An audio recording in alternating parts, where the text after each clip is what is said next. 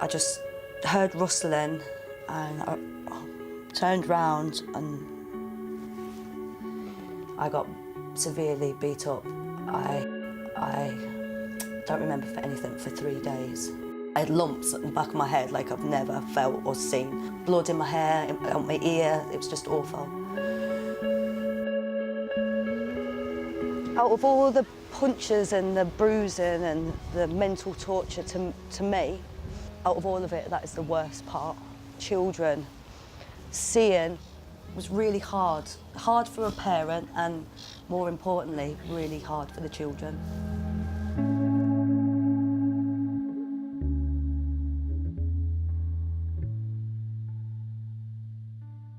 He would push me, shove me. There's been occasions where I've had slaps, pulled my hair. In England and Wales, around a quarter of women experience domestic violence in their lives.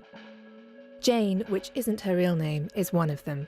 And like many of those victims, she has kids. Locking me out of my house with my children. I couldn't go back to the house to go and get my stuff because he said, you know, he will kill me. He will kill me. This is the first time the mother of a child who's been on the scheme has spoken to the media. Smashed everywhere. We wanted to speak to Alex as well, but understandably Jane was worried it would be too upsetting. It was just horrendous.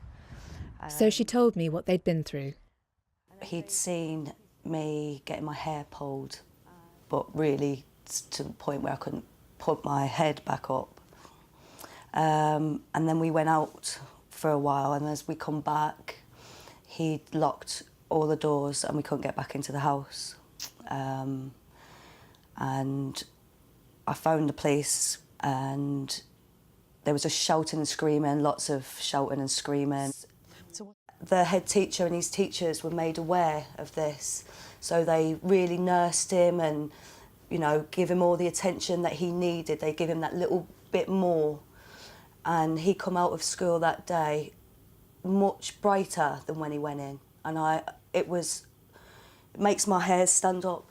It really does.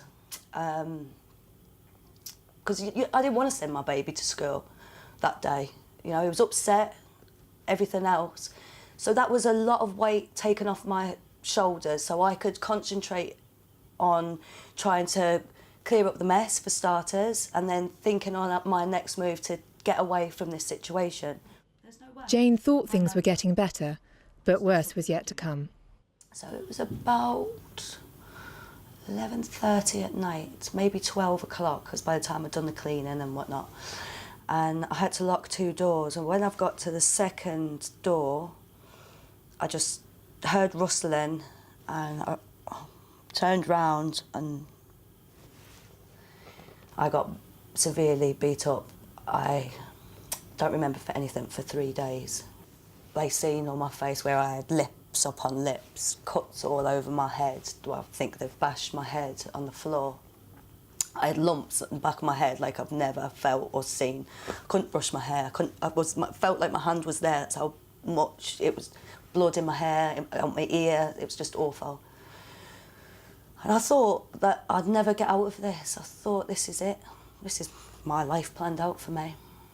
And it wasn't. There is light at the end of the tunnel.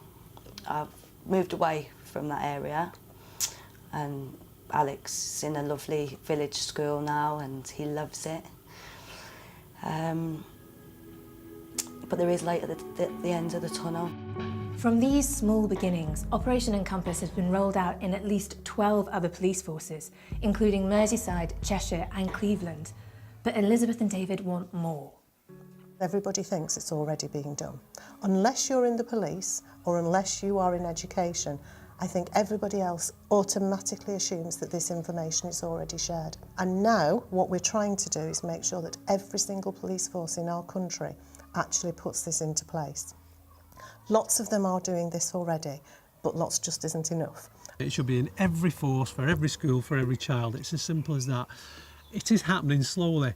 We want more momentum. We want somebody to take control, maybe from government, and say, right, as a standalone project, this should happen. Even though Jane has moved on, she is still grateful for the ongoing support that her youngest received from Operation Encompass. Before the school got involved, Jane told me that Alex had started to hit her and swear, imitating Jane's abusive partner.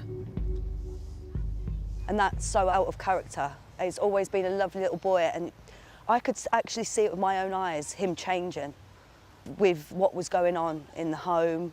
I thought that really was going to damage him. As soon as he became part of the Operation Encompass, the bad behaviour stopped. He stopped the spitting, stopped the swearing. He was getting back to that lovely little boy.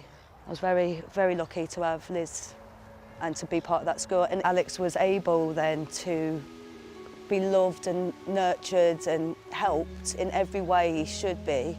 And if he wouldn't have had that help when he was 5, it makes me feel sick to the stomach to think what he might be like now.